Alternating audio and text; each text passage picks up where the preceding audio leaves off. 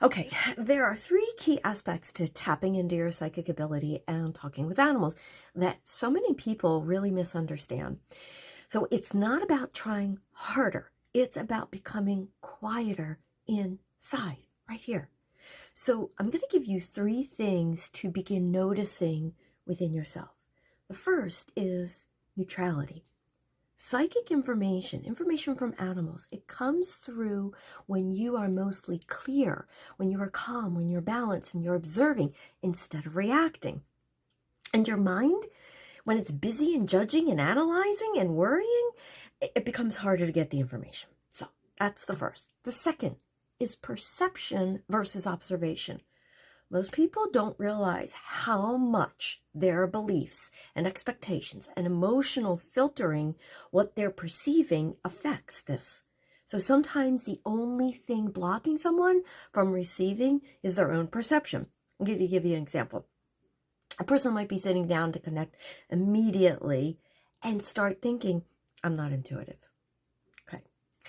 Or, I've never connected with a snake before. There's no way I can do that. Okay, so when you notice what's happening here, that's not observation, that's a belief. And most beliefs like that come from fear, not from what actually is happening in the present moment, especially connecting with an animal. Because animals don't communicate based on what type of animal they are, or what we think we can and cannot do. The communication happens through pure alignment. It's about matching your frequency to their frequency. And the only way you can do that is first and foremost becoming calm and allowing information to flow in without forcing it. You can't force it. You can't judge it. So when you release the belief and simply observe the space, totally opens. That space opens. And that's where the intuitive information begins to flow.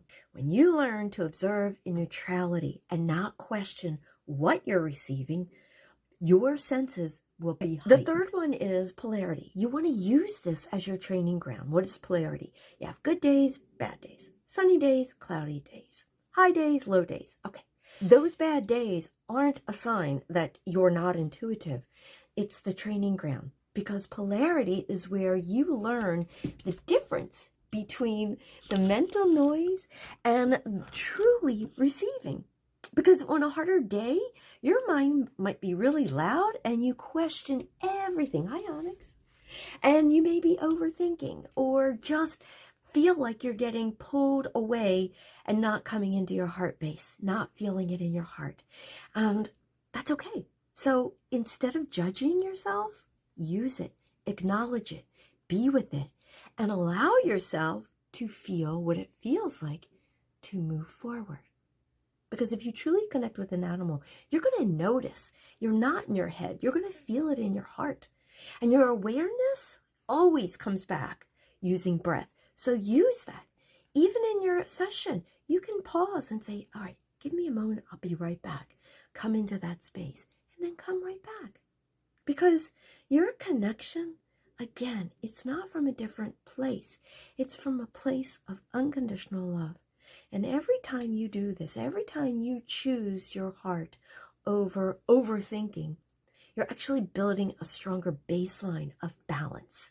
And that baseline is what makes your intuitive senses, your all-knowing, clearer, steadier, and more reliable, no matter what kind of day you're having.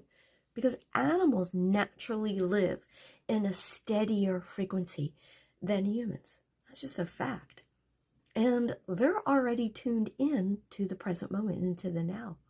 So when you slow your breath, soften your mind, and come into your heart, you're not just trying to connect, you're actually matching their frequency. And that's when the messages come through clearly. If you want to learn more about this and do this for yourself and have more experiences, I'm teaching a free masterclass. Just tap my name and register for it, and I'll see you there.